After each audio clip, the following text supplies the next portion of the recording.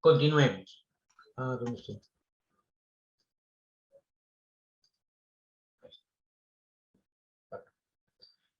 Listo, entonces nos habíamos quedado acá, por la emoción se nos fue la hora, pero listo.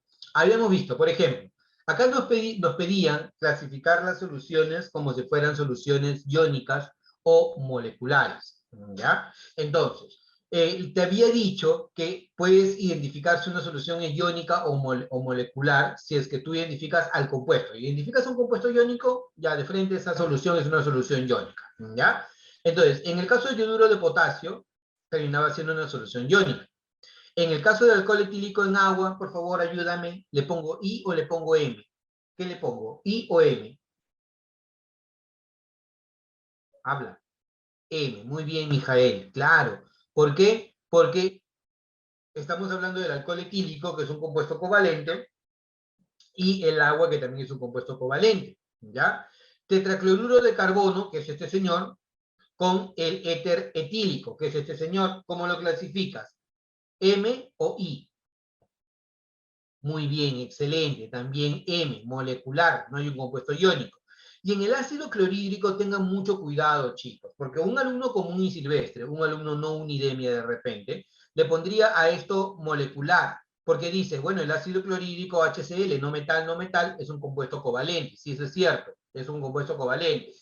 Pero el HCl en agua se comporta como un ácido fuerte, y como un ácido fuerte se separa por completo en ion hidrógeno y ion cloruro. Es más, las soluciones de ácido clorhídrico conducen electricidad, característica de una solución iónica, ¿ya? Por lo tanto, el iónico sería el 1 y el 4 y el molecular 2 y 2. Entonces, alternativa de respuesta sería la letra C, ¿ya? Ahora, aquí dos puntos a tener en cuenta, ¿ya? Dos puntos a tener en cuenta para cuando nosotros hablamos de por qué ocurren estas soluciones, ¿ya? Cuando tú tienes soluciones moleculares, tú acuérdate que lo similar disuelve a lo similar. Entonces, si tú vas a hacer que se disuelva agua con etanol, es porque el agua con el etanol forman un tipo de enlace que es el enlace puente de hidrógeno. Si tú tienes que se disuelve el cloroformo en la acetona o el tetracloruro de carbono en el éter dietílico, es porque hay interacción dipolo-dipolo. Son sustancias polares, pero no lo suficientemente polares como para formar puente de hidrógeno. Y en sustancias que son apolares, como por ejemplo los hidrocarburos, el heptano con el pentano, aquí ocurre una solución o una solubilidad debido a las fuerzas de dispersión, debido a las fuerzas de Londo, porque son sustancias que no son polares. Ahora, caso particular, porque tú no lo estudias dentro de las fuerzas intermoleculares, es la interacción ion-dipolo. Lo que ocurre, por ejemplo, cuando tú disuelves cloruro de sodio en agua. Ahí no ocurre ni puente de hidrógeno, no ocurre ni dipolo-dipolo, ni ocurre fuerzas de Londo.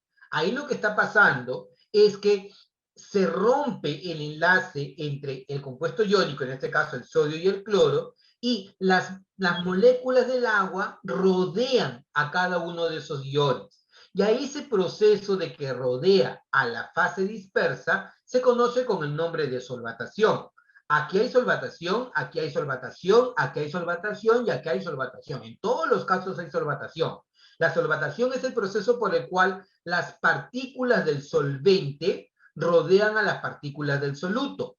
Y si el solvente se llama agua, entonces a esa solvatación se le llama hidratación, ¿correcto? Por lo tanto, si yo veo acá, aquí yo hablaré de hidratación. Aquí hablaré de hidratación, porque es el agua que está rodeando al sodio. Si yo veo acá, acá también hay una hidratación. Pero aquí, como no está presente el agua, aquí hablaré de solvatación. ¿Estamos de acuerdo? ¿Vamos bien hasta ahí? Por favor, un like. ¿Sí? ¿Todo bien hasta acá? Like, like, like para saber si están ahí. Perfecto. Listo. El único que hizo su like, ¿quién fue? Camila y Lian. Todo lo demás, ahí está. Mijael y Roy también. Listo, perfecto. Listo, entonces mira, así es como está ocurriendo el proceso de disolución. Ahora, otro punto a tener en cuenta, ¿ya?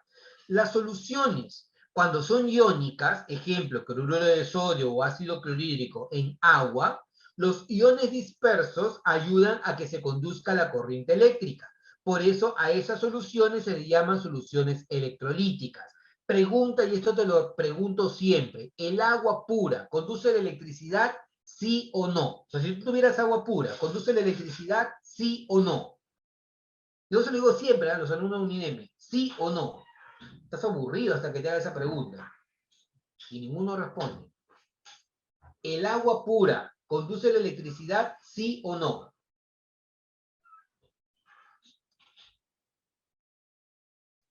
Mijael nos dice que sí. Liam nos dice que no. 1-1. Roy nos dice que no. Vamos 2-1.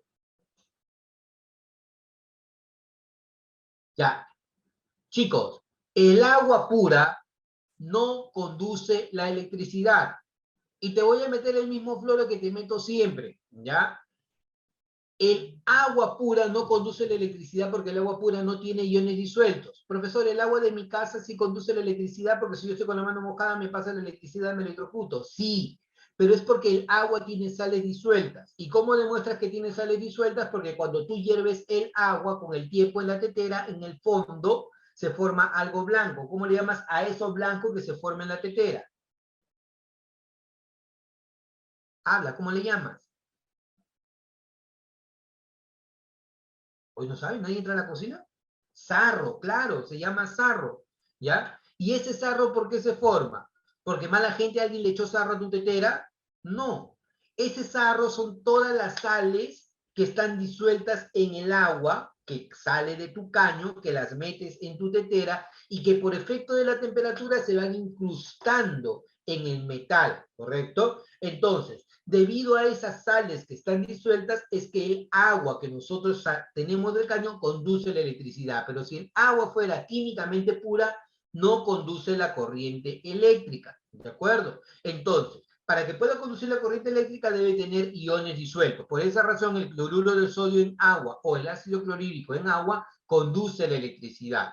Y cuando tú tienes una solución no electrolítica, no conduce la electricidad, porque no hay iones libres. Ejemplo, el alcohol en agua o el azúcar en agua, porque al no haber iones libres, no tendría que haber conductividad eléctrica. ¿De acuerdo? Entonces, con eso se resuelve la pregunta alternativa, la letra C. ¿Ya? Espero que les haya quedado claro. Siguiente. Ajá. Nos dicen, acá también hay un horror, ¿ya? Dice, indique cuál es la fase dispersante para cada uno de los siguientes compuestos. Directo, chicos, ¿ya? Ayúdenme. Solución, 90% de agua y 10% de etanol. ¿Quién es la fase dispersante? ¿Quién dispersa a quién? Aquí, ¿quién es el dispersante? ¿El agua o el etanol? Lúcete, en el primer caso. Agua, muy bien, Ian, ¿no? Porque el agua está en mayor proporción que el etanol. En el segundo caso, 10% de agua y 90% de etanol. ¿Quién es el dispersante acá? El etanol, obvio, ¿no? Y si yo tengo humo en el aire, ¿quién es la fase dispersante? Recontralúcete. El aire, claro. Entonces sería agua, etanol y aire, agua, etanol, alternativa de respuesta, la letra B, ¿correcto? La fase dispersante es la que se encuentra en mayor proporción, ¿ya? Y esa proporción hace que se disperse o distribuya la fase dispersante, ¿de acuerdo? Entonces, para este caso, marcarías como alternativa la letra B, directo. Siguiente. Ah, esto de acá, siempre viene, ¿ya? Siempre viene. O viene en las prácticas de CEPRE, o viene en los parciales de CEPRE, o viene en examen de admisión, ¿ya? Es clásico, las curvas de solubilidad. ¿Qué me dice o de qué me habla una curva de solubilidad? Me dan la temperatura frente a la solubilidad. Y algo que te tienes que fijar siempre es esto, ¿ya? Una de las cosas que tienes que fijarte siempre es esto. ¿Cuánto o con respecto a qué es? Porque a veces es gramos de soluto entre 100 gramos de solvente, pero a veces te ponen 100 gramos de solución y te ponen en un aprieto. Ten cuidado, ¿ya? Entonces, una de las primeras cosas que tienes que revisar es si lo de acá es gramos de soluto, de solvente o gramos de solución, ¿ya? Es lo primero. Luego, esta curva de solubilidad que me dice, me está diciendo que a medida que se incrementa la temperatura, se incrementa la solubilidad. Si yo hablo de esta curva, en cada punto de esta curva, la solución está saturada. Profe, ¿qué significa? Que a 30 grados Celsius como máximo, el sistema soporta 20 gramos de sal por cada 100 gramos de agua. Ese es el significado de este punto. Está saturada ahí la solución. Significa que si acepta como máximo 20, si el sistema tiene 10, tiene 5, tiene 4, no está saturado. Para que esté saturado, a esta temperatura debe aceptar 20 gramos por cada 100 gramos de agua. ¿De acuerdo? A 50 grados Celsius, ¿cuál es la máxima solubilidad? 40 gramos de sal por cada 100 gramos de agua. Eso quiere decir que si yo tuviera 10, 15, 20, 25, la solución no está saturada a 50 grados Celsius. Para que esté saturada, lo que debe ocurrir es que como máximo debe tener 40 gramos de sal por cada 100 gramos de agua. Ahora, punto muy importante que quiero que tengan en cuenta, ¿ya? Voy a trazar por aquí una línea, ¿ya? Voy a trazar esta línea. Cuando yo trazo esta línea, ¿qué voy a tener? Si yo me ubico en este punto, ¿ya? Si yo me ubico en este punto, significa que a 30 grados Celsius la solución superó la solubilidad. Entonces, en este caso, la solución se le llama sobresaturada, porque superó la solubilidad de la solución a esta temperatura. ¿Estamos de acuerdo? ¿Ya? Ese es el significado. Entonces, ahora, si a mí me dicen por acá, ¿ya? Al enfriar la solución saturada de la sal desde 50 hasta 30 grados, ¿se forman cristales? ¿Sí o no? Bueno, si es que yo, por ejemplo, me voy desde acá hasta acá, ¿se formarán cristales? ¿Sí o no? Sí, porque aquí yo estoy aceptando 40 y aquí solamente acepto 20. Por lo tanto, ¿qué significa? Que va a cristalizar la diferencia, o sea, 20 gramos, ¿sí? Entonces, lo primero es verdadero, es correcto, ¿sí? ¿Todos entendieron? Por favor, un like. Necesito saber si a todos les quedó claro. Si yo estoy en 50, puedo aceptar 40. Pero si yo estoy a 30, solamente acepto 20. Entonces, significa que la diferencia se cristalizó. Es como cuando tú haces, por ejemplo, no sé si a ustedes les ha pasado, ahora en verano aprovechen, ¿ya? Porque a mi mamá, a mi papá siempre me engañaba, ¿ya? Cuando era chibolo, cuando era recontra inocente, y me decía, hijo, no metas la limonada, ¿ya? Ni tu chicha morada en el freezer. Porque si tú lo metes en el freezer, se le va todo el azúcar y ya no vas a sentir el dulzor, ¿ya? Entonces, si tú eres curioso, te vas a dar cuenta que se congela tu limonada o se congela tu azúcar, bueno, tu chicha, que tú la habías congelado bastante, ¿ya? Pero cuando empiezas a raspar el adoquín, en efecto, no se siente el dulce. Pero resulta que todo el dulce está en el fondo. ¿Y sabes por qué todo el dulce está en el fondo? Porque como bajó la temperatura, bajó la solubilidad. Y al bajar la solubilidad, también cristalizó parte del azúcar. Por lo tanto, al cristalizar parte del azúcar, obviamente el azúcar va a estar en el fondo del recipiente y todo lo demás va a estar por encima. No es que pierde dulce cuando tú lo metes en el freezer, no, sino que ocurre un proceso de cristalización al reducirse la temperatura. ¿De acuerdo? Entonces, para este caso, lo primero es verdadero. Lo segundo, a 30 grados Celsius se disuelven completamente 45 gramos de sal en 200 mililitros de agua. Entonces, si yo me voy a 30 grados Celsius, o sea, acá, ¿qué es lo que se va a encontrar? Se va a encontrar a 30 grados Celsius que tú puedes tener disueltos 20 gramos de la sal por cada 100 gramos de agua. Pero como la densidad del agua vale 1, 100 gramos de agua equivale a 100 mililitros de agua. Entonces, si tú tienes 200 mililitros de agua, ¿ya? Si tú tienes 200 mililitros de agua, lo máximo que se puede disolver, ¿cuánto viene a ser? ¿Cuánto es lo máximo que se puede disolver, chicos? 40. O sea, como máximo se puede disolver 40 gramos de sal. Por lo tanto, esta alternativa, ¿cómo es? ¿Verdadera o falsa? Catalógala, ¿cómo la cataloga? Como recontrafalsa, así, falsísima, ¿ya? Con toda la dureza del mundo. Dice ahora, la siguiente alternativa. Al agregar y agitar 65 gramos de sal en 125 mililitros de agua a 50 grados Celsius, obtenemos una solución saturada. Ah, bueno, veamos si es cierto o no. A 50 grados Celsius, ¿qué es lo que observo? Observo que lo máximo que puedo disolver son 40 gramos de sal por cada 100 mililitros de agua. Profe, ahí dice 100 gramos de agua. Te vuelvo a repetir, la densidad del agua vale 1, por lo tanto, 1 mililitro es igual a 1 gramo, ¿ya? O equivalente a 1 gramo, ¿ya? Entonces, si yo tengo, me dicen 125 mililitros de agua, te pregunto, ¿cuánto es la masa como máximo de sal que se puede disolver acá? Ayúdame. ¿Cuánto como máximo? 50. Entonces acá yo puedo disolver como máximo 50 gramos de sal. Por lo tanto, dice, al agregar 65 gramos de sal en 125 mililitros de agua, obtenemos una solución saturada. ¿Verdadero o falso? ¿Qué tú dices? ¿Verdadero o falso?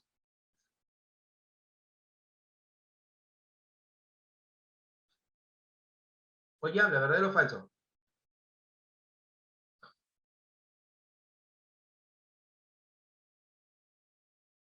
Oye, ¿verdadero o falso? Verdadero, ya. ¿Por qué verdadero, ah?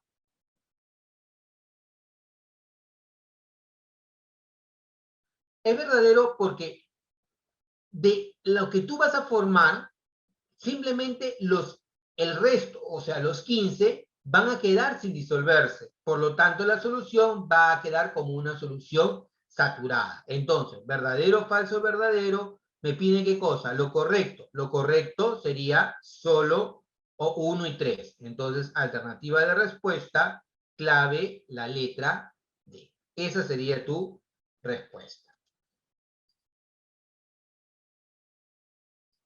Alternativa letra D. ¿Ya? ¿Preguntas, consultas, comentarios, chicos?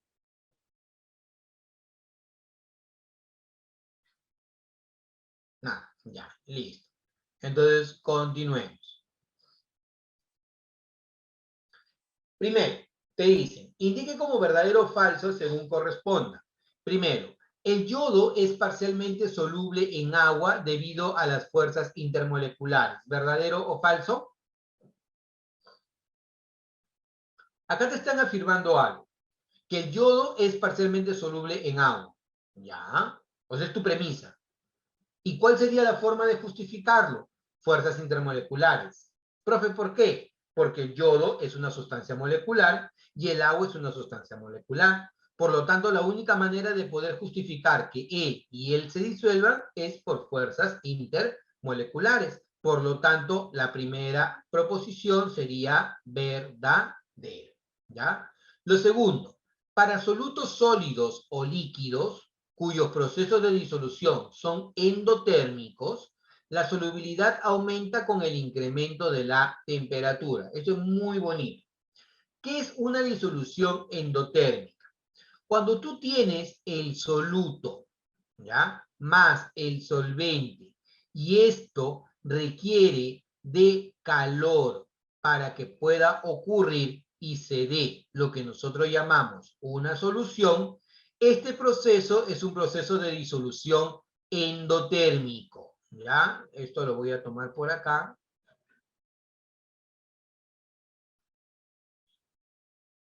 Oh,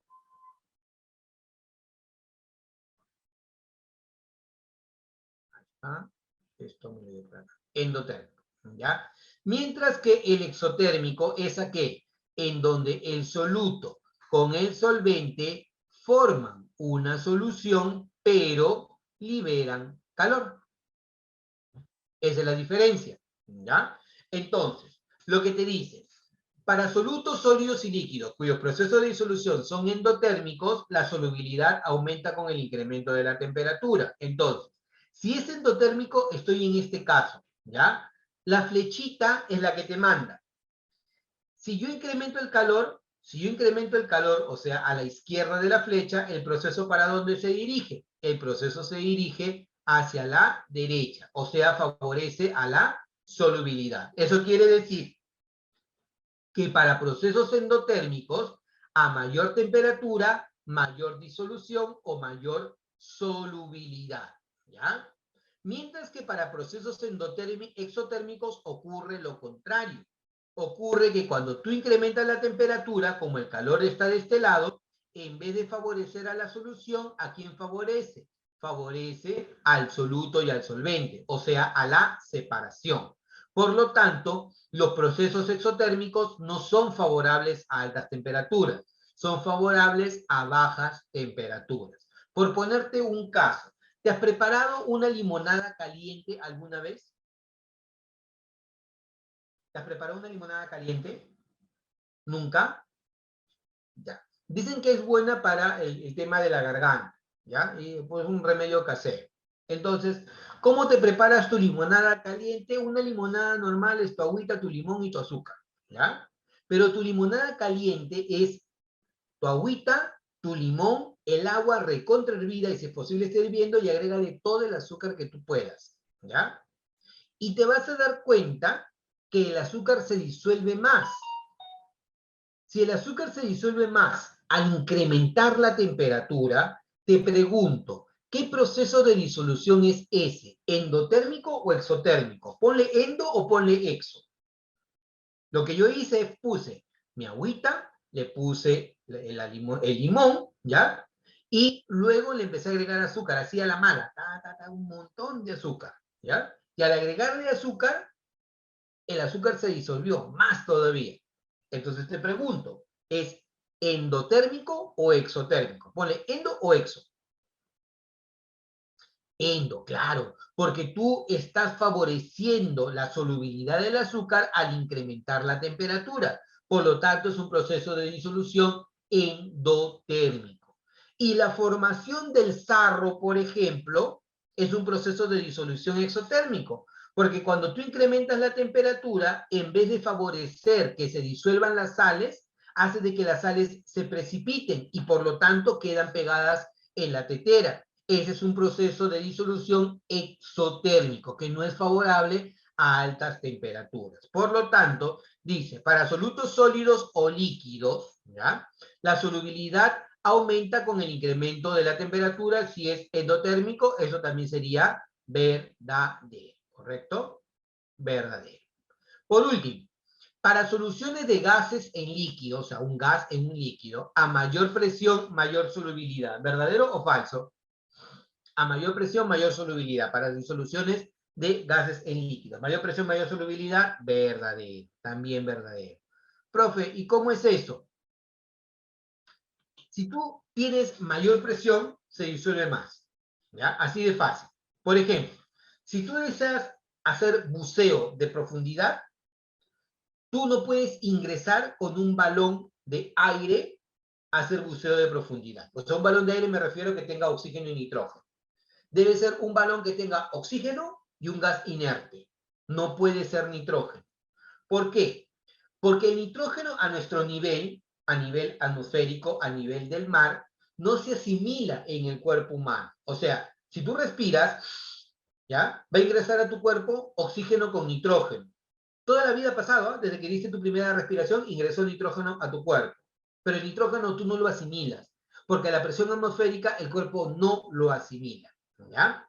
Pero si tú haces buceo de profundidad, entonces el nitrógeno sí es asimilado, ¿debido a qué? Debido a que se incrementa la presión. Y el nitrógeno tiene efecto narcótico en el ser humano. O sea, significa que si el nitrógeno se empieza a disolver en tu sangre, tú vas a tener un efecto como que estuviera borracho, mareado ahí metido dentro del mar. ¿De acuerdo? ¿Eso debido a qué? Debido a que al incrementar la presión se incrementa la solubilidad de los gases en los líquidos, ¿correcto? Y lo contrario, si a ti te dicen, señor buzo, tiene 5 minutos de aire en su tanque, entonces tú, si eres un buzo profesional, obviamente, si tienes los 5 minutos, empiezas a salir. Profe, pero si yo puedo salir un minuto rapidito, contengo el aire. No, papá lindo, no, no, no, no, no. Tú no puedes salir rápido de la profundidad del mar hacia arriba. ¿Por qué razón? Porque si tú cambias la presión muy de repente, se empiezan a formar burbujas de aire en tu sangre y si eso llega al cerebro te puede generar una embolia cerebral. Por esa razón, la salida de los buzos siempre es lenta hacia la superficie. Toman su tiempo para que pueda haber una compensación de la presión y no tengan problemas de embolia cerebral y tengan que pasar toda su vida en cámaras hiperbáricas. ¿De acuerdo? Entonces, para este caso, marcarías verdadero, verdadero, verdadero, alternativa de respuesta, clave la letra A. ¿Ya? Clave la letra A. Esa es tu respuesta. Preguntas, consultas, comentarios, chicos, les dejo este contexto teórico a ustedes para que puedan repasar. ¿Ya? Siguiente. ¿Ninguna pregunta? ¿Todo bien? Para mi mala suerte no me he preparado mi café, que me muero de sed, pero la próxima vez me he preparado mi café. Dice, para una solución de ácido sulfúrico concentrado, densidad 1,84 y 36 normal, determine el porcentaje en masa del ácido. Ya. Aquí veamos algo. Te están diciendo que tú tienes de referencia, ácido sulfúrico, H2SO4. ¿Ya? Y me están diciendo que este ácido es un ácido 36 normal. Me están diciendo que la densidad vale 1,84 gramos por mililitro. ¿Ya? Y me piden, determina el porcentaje en masa. Chicos, una pregunta. ¿Cuánto vale el peso fórmula de este señora? ¿Cuánto vale el peso fórmula de él? De frente, porque te lo dije que tú lo tienes que saber de memoria. ¿Cuánto vale? Muy bien, Ian, vale 98. Muy bien, también Roy, vale 98. Perfecto, 98. Algo que ustedes deben manejar, chicos, porque acá esto tú lo puedes resolver con fórmula, pero lo puedes resolver sin fórmula, ¿ya? Y para resolverlo sin fórmula, primero hay que tener en cuenta lo siguiente, que toda unidad de concentración, ¿ya? Toda unidad de concentración es una propiedad intensiva. Profe, ¿y por qué me dice eso? Porque si tú sabes que toda unidad de concentración es una propiedad intensiva, significa que tú puedes tomar cualquier base de referencia que a ti te sirva. ¿Y cómo es eso, profe? Mira, tú, alumno Unidemia, vas a decir, no tengo muchos datos para resolver eso, pero el profesor me dijo que esta es una propiedad intensiva. Entonces se me ocurre que voy a utilizar un volumen de solución igual a 1 litro, o sea, 1000 mililitros. ¿Ya? Y lo que me están pidiendo es calcula el porcentaje en masa del ácido. ¿Ya? Y como yo tengo la normalidad de él, te hago la pregunta, ¿cuánto vale teta para el ácido sulfúrico? Rápido, dime, ¿cuánto vale teta para el ácido sulfúrico? Para él. ¿Cuánto vale? Vamos, rápido. Muy bien, Liam. Vale 2 porque tienes 2 hidrógenos, ¿ya? Entonces te pregunto, si tengo la normalidad y tengo teta, ¿qué es lo que puedo calcular? Con la normalidad y teta, ¿qué puedes calcular?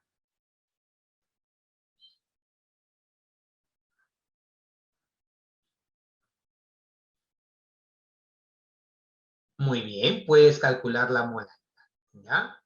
Pero, si tú tienes la molaridad, tú recuerda que la molaridad es el número de moles entre volumen de solución. Por lo tanto, el número de moles del soluto sería la molaridad por el volumen, pero también es igual a la masa del soluto entre el peso fórmula del soluto, ¿ya?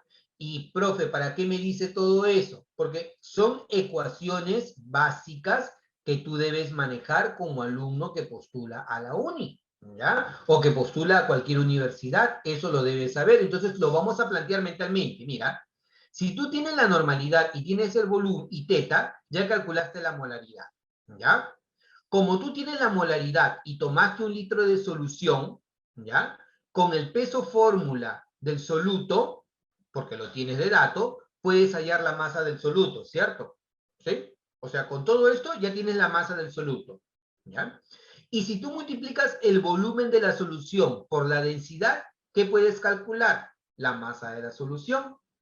Entonces, si yo tengo la masa del soluto, la divido entre la masa de la solución y la multiplico por 100, ¿qué te va a dar como resultado? Lo que me piden, el porcentaje en masa del ácido. ¿Profe, cierto? Sí. Mira, hagámoslo si quieres. Método 1. ¿Ya? Método 1, así, método 1. ¿Cuál sería este método? Como tú tomaste 1 litro de solución que equivale a 1000 mililitros, ¿Ya? Tú vas a decir, la masa de la solución es igual a la densidad de la solución por el volumen de la solución. O sea, en otras palabras, la masa de la solución sería la densidad que vale 1,84 por el volumen que vale 1000 mililitros. O sea, esto me va a dar ¿cuánto? 1840, por favor, verifica. 1840 gramos, verifica que esté bien, por favor. ¿Ah? Ya. Entonces ya tengo la masa de la solución. Ahora, eso es lo primero. Lo segundo, tú vas a decir, como la normalidad es igual a la molaridad por teta, y ya sabemos que la normalidad vale 36, sabemos que teta vale 2, entonces puedo calcular la molaridad. ¿Cuánto vale la molaridad? 2, que estoy hablando, 18 mol por litro. Y como yo ya tengo esta relación, ¿qué voy a decir? Diré, de esa relación, la molaridad, o sea, voy a ponerlo acá, ¿ya? Molaridad por el volumen es igual a la masa del soluto entre peso fórmula del soluto. O sea, en otras palabras, 18 multiplicado por el volumen, que vale 1 litro, es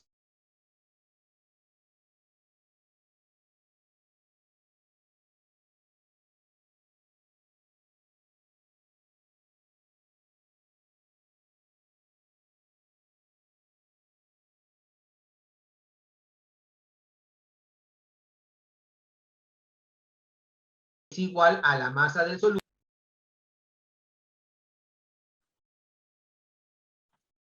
¿Nada? Es más fácil, han hecho cosas más complicadas, 18 por 98. Esto me da 1764. Así mira, 1764 gramos. ¿Ya?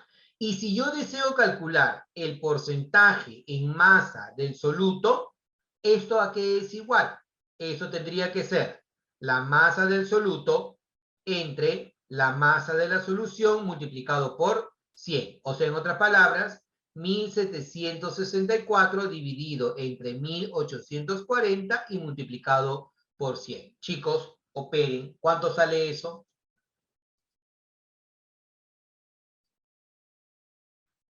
Opera, ¿cuánto te da? La letra D, o sea, te da 96%. Perfecto, 96%. Calculaste, mira, lo hiciste así. No utilizaste ninguna fórmula. Profe, pero ya puedes con fórmula. A ver, ya. Método 2. Método 2. Y este método te lo voy a dejar aquí nada más para que tú lo resuelvas. Mira, tú sabes que la molaridad es igual a ¿qué? A 10 veces la densidad de la solución por el porcentaje en masa del soluto entre el peso fórmula del soluto. Dime que esta relación sí la has visto alguna vez en tu vida. Sí la has visto, ¿cierto?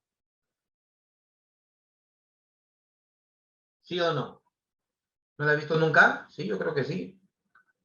Este es clásico, es lo primero, que una de las primeras cosas que te enseñan en la academia. Y si no te lo enseñan en la academia, pues ya lo tienes acá. ¿Ya? Esto. Profe, ¿y eso es válido? Sí, porque mira, a ver, mentalmente, tú sabes que la normalidad vale 36 y como teta vale 2, entonces la molaridad vale 18. Ya sabes que esto vale 18. ¿Cuánto vale la densidad de la solución? Vale 1,84, ya tienes este dato. ¿Cuánto vale el peso fórmula del soluto? El peso fórmula del soluto vale 98. Entonces, mira, hazlo tú nada más ahí en tu calculadora. Multiplica 18 por 98, divídelo entre 10 y divídelo entre 1,84.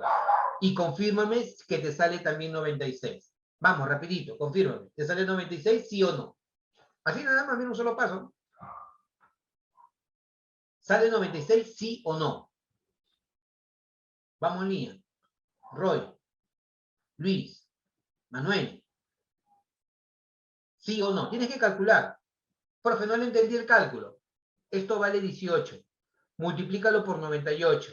Divídelo entre 10 y divídelo entre 1,84. ¿Aproximadamente cuánto sale? 96. Claro, y no tienes otra forma que esto de acá, 96, ¿cierto? Entonces, esa sería tu respuesta. No me asustes, Walter. A ver, vamos a ver. Sería 18 por 98 entre 1,84 y entre 10. Y esto me da, claro, 95,86, ¿no? Que prácticamente es 96%. ¿De acuerdo? Entonces, esa sería tu respuesta alternativa. Entonces, sería la letra D. Esa es tu respuesta. Entonces, chiquichín, alternativa, la letra D por acá. Continuemos, chicos. Me dice, un óxido de aluminio contiene 53% de masa de aluminio.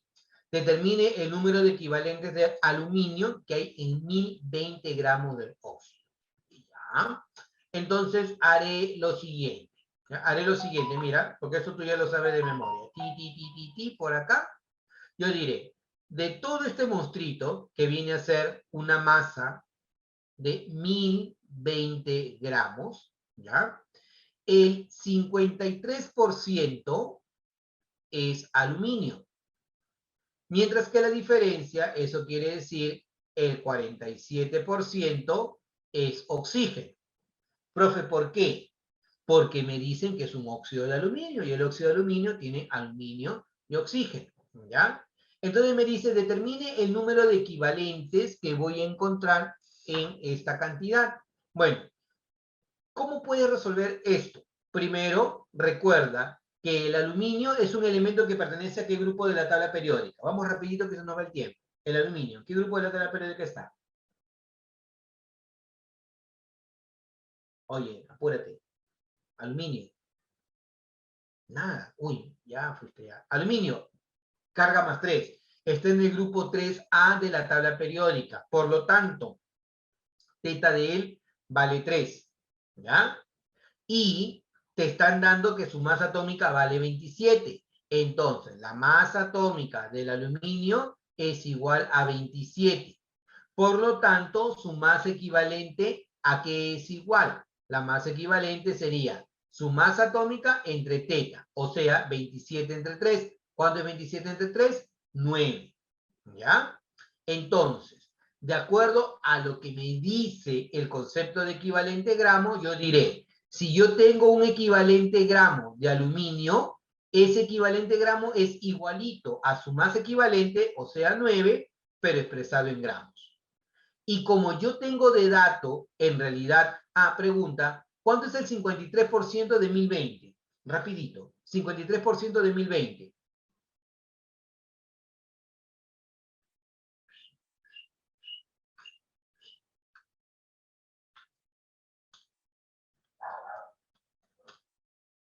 ¿540,6? ¿Sí o no? Excelente, muy bien. Entonces, esto de acá equivale a una masa que es 540,6 gramos. Entonces, si yo tengo 540,6 gramos, ¿esto a cuántos equivalentes corresponde? Opera. ¿Cuánto vale? Divide 540 entre 9. ¿Cuánto te da? 60 aproximadamente. Perfecto. Entonces, esto te da 60 equivalentes gramos. Esa es tu respuesta. Entonces, alternativa de respuesta, clave la letra E. ¿Ya? Muy bien, chicos. Seguro por ahí se nos va el Zoom, entonces continuamos en la siguiente sesión, ¿ya? Pero espero que esto haya quedado claro. Está facilito de resolver. Siguiente pregunta. Esta pregunta es bien bonita. Y esta pregunta sí la tenemos que resolver sí o sí cuando volvamos del break, que ya casi nos queda nada. ¿Ya? Entonces mejor nos vamos y volvemos de inmediato. ¿Ya? Nos vemos en un rato, chicos.